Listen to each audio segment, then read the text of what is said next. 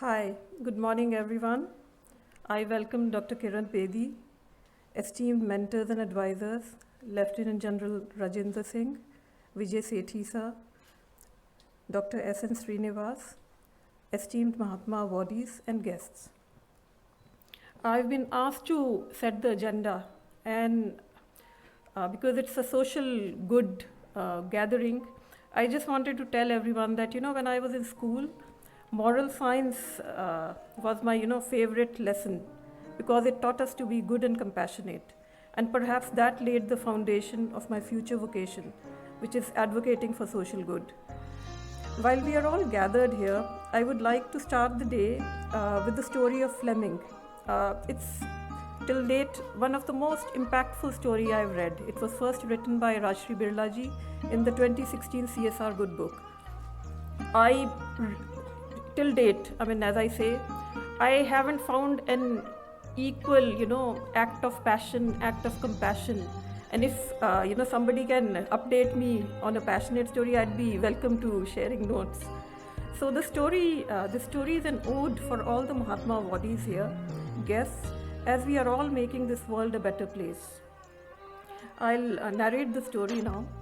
So his name was Fleming, and he was a poor Scottish farmer. One day, while trying to make a living for his family, he heard a cry for help coming from a nearby bog. He dropped his tools and ran to the bog. There, mired to his waist in black mulch, was a terrified boy, screaming and struggling to free himself. Farmer Fleming saved the lad from what could have been a slow and agonizing death. The next day, a fancy carriage pulled up to the Scotsman's sparse surrounding. An elegantly dressed nobleman stepped out and introduced himself as the father of the boy Farmer Fleming had saved. "I want to repay you," said the nobleman. "You saved my son's life." "No, I cannot accept payment for what I did," the farmer replied. At that moment, the farmer's own son came to the door. "Is that your son?" the nobleman asked. "Yes," the farmer replied proudly. "I'll make you a deal.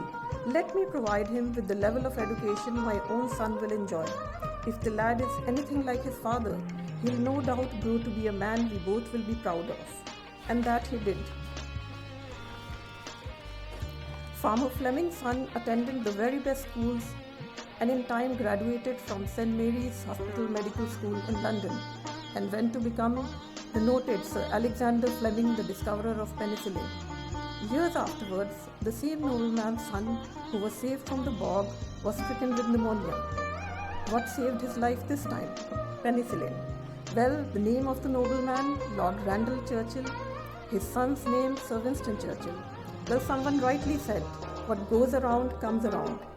This story is the premise to the goodness in each one of us. The farmer helped the lad as what came naturally to him, compassion. Alexander Fleming created penicillin and did not patent the drug so that everyone could benefit from the life-saving drug. Had it been patented, it would have been expensive. So I think in each one of us, while we are doing our day jobs, we should hold that compassion and passion towards our job as primary. I think we shouldn't be focusing only on profit, we should be focusing on people, profit, and passion. That's the third P. So, being very mindful, we have to be mindful of our positions. We have to pass the batons mindfully to the next in line or the future generations. As in my own personal, self, I feel compassion leads the way for something beautiful. Compassion, passion, and our duty. That's what we should all be aiming at. So at Mahatma Award, compassion and impact is the premise of the award.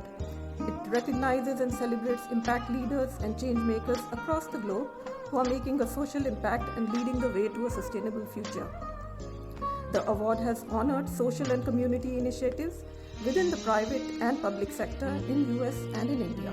And until date, Mahatma Award has honored 350 plus, we not including today's count, individuals and organizations that leverage their resources, expertise, talent to make a positive impact for a larger good. The efforts that we cover under the Mahatma Award paradigm are global poverty, hunger, disease, education, climate change, disaster response, preparedness, healthcare, accessibility, and much more. Every year we receive about hundreds of nominations. When I say hundreds, it's very difficult for us to choose entries, because everybody, big or small, they're all making impact.